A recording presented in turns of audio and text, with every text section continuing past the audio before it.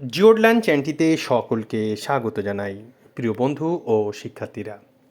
এখন আমরা 2024 সালের মাধ্যমিকের ভূগোল প্রশ্ন এবং তার উত্তরগুলি নিয়ে আলোচনা করব। প্রথমেই সঠিক উত্তরটি নির্বাচন করে লেখো। প্রথম প্রশ্ন, একটি বহির্জাত প্রক্রিয়ার উদাহরণ হল আবহবিকার।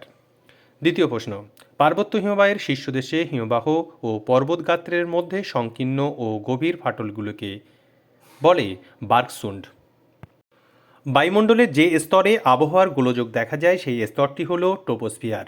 বৈপরীত্য উত্তাপ সংঘটিত হয় যখন উচ্চতা বৃদ্ধিতে উষ্ণতা বৃদ্ধি পায়। ভূপৃষ্ঠের কোনো একটি স্থানের জোয়ারের সঙ্গে ভাটার সময়ের পার্থক্য হল 6 ঘন্টা 13 মিনিট। সমুদ্রের যে স্থানে উষ্ণ ও শীতল স্রোত উভয়ে মিলিত হয় তাকে বলে হিমপ্রাচীর। বিষাক্ত নয় এমন একটি বর্জ্যপদার্থের উদাহরণ হল ধানের খোসা। ভারতের উত্তরের পার্বত্য অঞ্চলে অবস্থিত একটি লবণাক্ত হ্রদের নাম হল প্যাংগং হ্রদ। ভারতের একটি মুখ্য বৃষ্টিচ্ছায় অঞ্চল হল শিলং মালভূমি। ব্যাসল্ট শিলার আবহবিকারের ফলে সৃষ্ট মৃত্তিকা হল কৃষ্ণ মৃত্তিকা। ভারতের কেন্দ্রীয় কার্পাস গবেষণা কেন্দ্রটি অবস্থিত নাগপুরে। বনজ ভিত্তিক শিল্পের একটি উদাহরণ হল কাগজ শিল্প। ভারতের ডেট্রয়েট বলে পরিচিত চেন্নাই। উপগ্রহ চিত্রে নদী ও জলাশয় যে রঙের সাহায্যে নির্দেশ করা হয় তা হল গাঢ় নীল। শুদ্ধ ও অশুদ্ধ নির্ণয়। নদীর উৎস অঞ্চলে ধারণ অববাহিকা সৃষ্টি হয় শুদ্ধ। ঝুলন্ত উপত্যকা নদীর ক্ষয়কার্যের ফলে গঠিত হয়। ঝুলন্ত উপত্যকা যেহেতু হিমবাহের ক্ষয়কার্যের ফলে গঠিত হয় সুতরাং এটি অশুদ্ধ। সমুদ্রবায়ু সন্ধ্যাবেলায় প্রবাহিত হয় শুদ্ধ। হিমালয়ের দুটি উল্লেখযোগ্য উদ্ভিদ হল গরান ও গোলপাতা, এটি অশুদ্ধ কারণ গরান গোলপাতা ম্যানগ্রোভ উদ্ভিদ। গোদাবরী নদী গ্রস্থ উপত্যকার মধ্য দিয়ে প্রবাহিত অশুদ্ধ। আর্সেনিক একটি বিষাক্ত বর্জ্য শুদ্ধ। মহাকাশে প্রেরিত ভারতের প্রথম কৃত্রিম উপগ্রহের নাম অ্যাপোলো, এটি অশুদ্ধ কারণ প্রথম উপগ্রহ হচ্ছে আর্যভট্ট। শূন্যস্থান পূরণ। প্রথম প্রশ্ন, প্রপাতকূপ সৃষ্টি হয় জলপ্রপাতের পাদদেশে।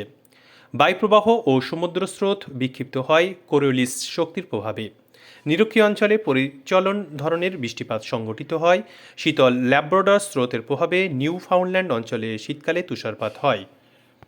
ব্যবহৃত ইঞ্জেকশনের সিরিঞ্জ একটি চিকিৎসা সংক্রান্ত বর্জ্য বা সংক্রামক বর্জ্য। ন্যাপথা পেট্রোরসায়ন শিল্পের প্রধান কাঁচামাল।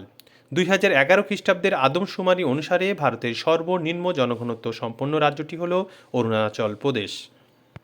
একটি বা দুটি শব্দে উত্তর দাও। প্রথম প্রশ্ন, চুনাপাথরযুক্ত অঞ্চলে নদীর ক্ষয়কার্যের কোন প্রক্রিয়ার প্রাধান্য দেখা যায়? উত্তর হবে দ্রবণ। বায়ুমণ্ডলের কোন স্তরে মেরু প্রভা দেখা যায়? আয়োনোস্ফিয়ার বা থার্মোস্ফিয়ার।